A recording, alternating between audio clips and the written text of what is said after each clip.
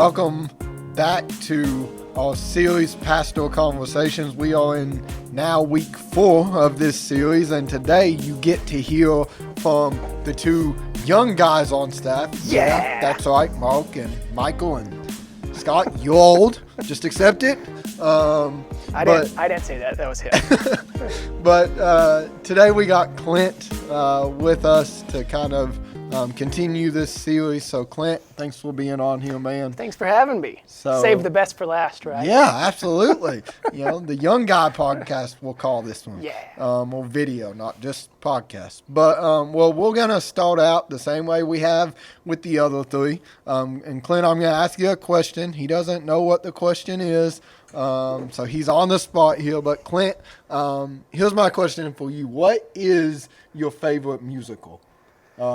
I've heard, if you don't know this about Clint and Michael talk about musicals. That's why I'm asking him this question. He majored in theater, right, a little bit. So a little bit. I did. Well, he did. I got my bachelor's in theater. Well, so yeah, not just a little bit, a lot. My favorite musical. Favorite musical. I mean, I like Grease. You got to go with. I like, What's your favorite song from Grease? Oh, that's tough. They're all good. But I like Beauty School Dropout. Yes. No graduation day for you. There you go. Do you have Disney Plus? No, I don't have any streaming service. So I don't have Netflix. I don't have Disney Plus. Oh my goodness. I don't have what's your Hulu. feeling on this Hamilton? I've never seen it. I've never seen it either. I hear it's great. So yeah, I've never seen it. Well, there you go. I bet it's good. So Grease. Surely it lives up to the hype. Surely. I imagine. So if you've not seen Grease, would you say Grease is an appropriate movie for our teens to go watch? I would leave that up to their parents. There you go. So don't go look up Grease on YouTube. Yeah, the stage show is way worse than the movie adaptation, so don't watch it. But it's just catchy 50s music, Yeah. If you didn't know this about Clint is an old man at heart. I like coffee. I like Andy Griffith. I like Cracker Barrel. Give me a place to go, just chill out, drink a cup of coffee, and relax. There you go. Read a book maybe, and I'm content. There you go. See? Yeah. Oh, old guy that's in a young body. But I'm still young too. He's still young. Yeah. Absolutely. So, well, cool. Thanks for that. And this, with the newest person outside of Mark here on staff, give you guys a little insight to who Clint is. But so Clint, let me ask you this question. Tell us a little bit about how you come to know Jesus, about your testimony. Yeah. How did all that come about? So I grew up going to church. My dad led music at the church I grew up in, and so we were there every Sunday morning. I was at children's church, and then we'd go to big church. Yeah. And then we'd go to evening service. And I remember my earliest memories of church is just sitting in a pew in an evening service, coloring pictures and just kind of chilling, Yeah.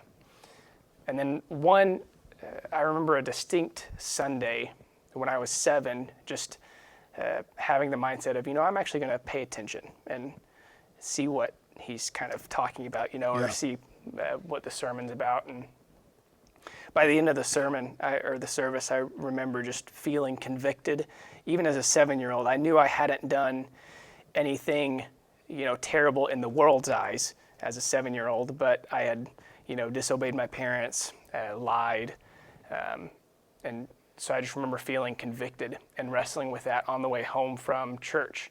And by the time we got home, we sat in the car for probably what felt like half an hour or 45 minutes or something. I don't know if that's true or not, but that's just what it felt like as a 7-year-old. And talked to my parents, about Jesus and who he was. And by the end of it, I prayed and asked for forgiveness of my sins and accepted that Jesus was my Savior. And I think it was the next Sunday or just shortly after that, I got baptized. And so yeah, that's just kind of it in a nutshell. Awesome. Yeah. So, you kind of hold the same theme. If you know my testimony, I grew up in church too. And I assume after you got saved, you stayed in church. It's not like Yep. you just left. Talk a little bit about, did you ever feel, because here's what happens, if you're watching this and you're a student, maybe you had the same experience, maybe at a young age, you accepted Christ, and then you've been in church your entire life since then. And that's a common thing you've heard between all of the pastors and Scott and Michael and Mark and now Clint. How did you ever feel tempted to, as you stayed in church and as you at a young age and growing up, as a follower of Christ, did you ever begin to struggle of maybe slipping away from your faith, or how did you keep your faith fresh? Yeah. Since you have been in church your whole life, how did you do that? I remember having the feeling of thinking I was a good Christian because of the things that I did. I was very moralistic, and so that to me kind of, I got kind of into that habit, into that mindset. Yeah. And then, but just, going to camp, I remember that was really revitalizing every year for my faith. Just being around good friends. We would have a good core youth group that we went to every Wednesday night, every Sunday morning. And so that kind of really helped me stay faithful. Yeah. Even with my family, in high school and in middle school, it's easy to think you know everything and, want glory for yourself. But as you get older, you realize that that's not, you can say, and that's something that I realized even for me, just even wanting to be an actor, is that I could say all I want. I could say, glory to you, God, all the glory goes to you, but yet there's still something inside of you saying, I want the glory. I want the glory. Absolutely. And so that's kind of really what helped me shift into being more faithful and loving Christ more is knowing that the relationship with Christ is all about submitting and about submission and even though you may want the glory, even though the world says, hey, you deserve glory, that's not what we as Christ followers come to know is true. We know that Christ deserves all the glory. And so to answer your question, sorry, I got kind of you're good. off on just being around faithful friends and my family helped me stay plugged in. And even on the days that I didn't want to be there, you have friends who kind of encourage you, or even my brothers, and so push through. I know at that age it's easy to just kind of go through the motions, but it's worth it. It's definitely worth it. Well, and I think it's so interesting though. You talk about we don't know everything, and for me, I think for a lot of people, in order to keep our relationship with God going, we've got to admit that we don't know everything. Right. Yeah. And we don't, as Christ followers, our goal is not to get the glory. Our goal is to give the glory. And, for you middle schoolers, as much as I love you, you're right. You don't know everything. Or Clint's right. You don't know everything. And the reality is none of us do. Especially when it comes to God and Jesus and following Him, we're all still learning daily. And if we take this I know everything attitude, it can hinder our relationship with God. And so that humility aspect, that you talk about there, being willing to say, I don't know everything and I need God's help in that because of that. Yeah, that's a good word. Because even, as Christ followers, it's easy to judge our Christianity by how many verses we memorize, Absolutely. how many times, if we're in church every single week. But the easier or the quicker we realize that we don't know everything, and we won't know everything to its fruition until we see God yeah. face to face, you know? Absolutely. So, yeah, that's definitely a key to the path we walk as Christ followers. Yeah, absolutely. So, so let's kind of shift gears here. So, talk a little bit about your call into ministry. What did that look like? And and share about how you ended up at Central. Okay.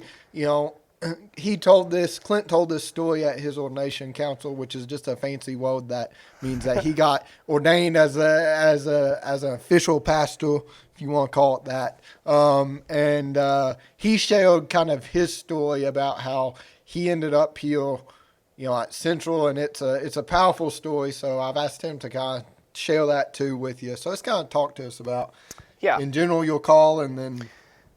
So I went to college. Like I mentioned earlier, to get a theater degree, emphasis in acting, because I thought I wanted to be an actor, and so I graduated.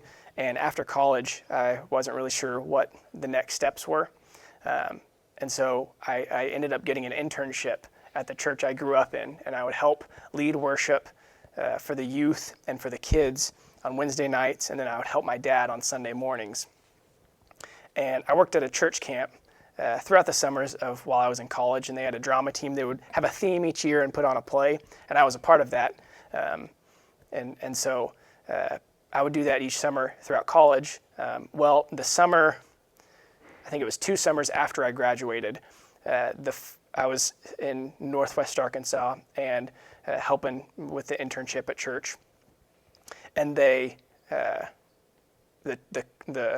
camp, one of the main characters on the drama team dropped out and asked me to come back and help out that summer. And so the summer of 2016, I was living the dream. I was leading worship, and then I would drive over and do a play. And so, man, I was enjoying the desires and the passions that the Lord has given me. But by the end of that summer, I realized God was calling me to pursue leading worship. I didn't know what that meant. I didn't know what the next step was, but I just kind of researched that, and through prayer, through scripture, just through seeking fellow believers and the affirmation from fellow believers and my pastor then, I realized that was what the Lord was calling me to do, was to pursue leading worship. And so I researched seminaries, and mind you, this was August of 2016, and so class was going to start in a week or two. And so I didn't even know if I could apply and get in, but I contacted a friend, I researched seminaries and degrees, and ended up saying that Midwestern was probably the route. And so I contacted a friend who was there, and he put me in contact with the head of the worship department, Dr. Matthew Swain. And the Saturday before classes started, me and my dad drove up to Kansas City, which is where Midwestern Baptist Theological Seminary is. And he gave us kind of an impromptu tour of everything. And that Sunday, it was either that Sunday or Monday, I was like, I really feel like this is where the Lord wants me. And if He wants me here, He'll make it happen. If not, I'll just come back in the spring semester. And so that Tuesday, I drove up. Classes started on that Thursday. And that Tuesday, I drove up, had applied, sent in my application, stayed the night with my friend, and I was just waiting for my transcript to get there because Arkansas State had to physically mail it. And so Wednesday was new student orientation, went to new student orientation, not being a student yet. But I missed most of it because I was at admissions office waiting trying to get things organized. And finally, my transcript came that afternoon, which set off a chain reaction of, okay, here's the classes we advise you taking that first semester. We only have one apartment left open. Here, you can have this. And so that Wednesday night, I was just in an empty apartment with a duffel bag of clothes and a sleeping bag. And I turned around and started classes Thursday morning. And I was like, God, you want me here. And then my parents came up, my family came up that next weekend. brought me the rest of my stuff, Yeah. And then after I graduated, I was obviously praying and looking for a position, and Dr. Swain, lo and behold, guess who he's friends with? Scott and Lana Ogle. And so he put me in contact with them, and so just one thing led to another. And I didn't know anyone here in Kentucky. I knew a few friends that went to Southern Seminary, over in Louisville. So I can definitely say that it was a leap of faith both times, for seminary and for here, and it's been such a blessing. Both places have been and blessings, and definitely God has led me through that. So yeah, that's kind of my in a nutshell. Yeah, I love just all of that, and especially for students, they can feel like they can't make an immediate impact in the world, and that they've got to go and they got to get a degree, or they got to get into a workforce before they can make an impact. Mm-hmm. And so what would you say, kind of to wrap up, what would you say to a student that's kind of sitting there and they know God's calling them into something, maybe something that they're not prepared for, they feel they're not prepared for. Yeah. They know that this leap is going to take nothing but faith. And faith is all they're going to have to rely on. But they're kind of sitting there on the fence. Yeah. Kind of, what encouragement would you give to that student, maybe to kind of help them realize the benefit of taking that leap? Yeah. I would say, I would ask the question, can God be glorified through you taking that step? Because that's what came down to it for me was, yes, God can still be glorified. I may not be fully equipped, or there may be unknowns, but am I being faithful to pursue the Lord? And do I feel solid in knowing that He is calling me to this? Then He'll lead the way. It goes back to that submission. Yeah. We submit to the Lord, and you will be exalted. James 4:10. Yeah. And humble yourself before the Lord, and He will lift you up. Yeah. And so just have faith. Just take that leap. That's the only reason we're scared, is because it's of the unknown. Yeah. But sometimes the Lord,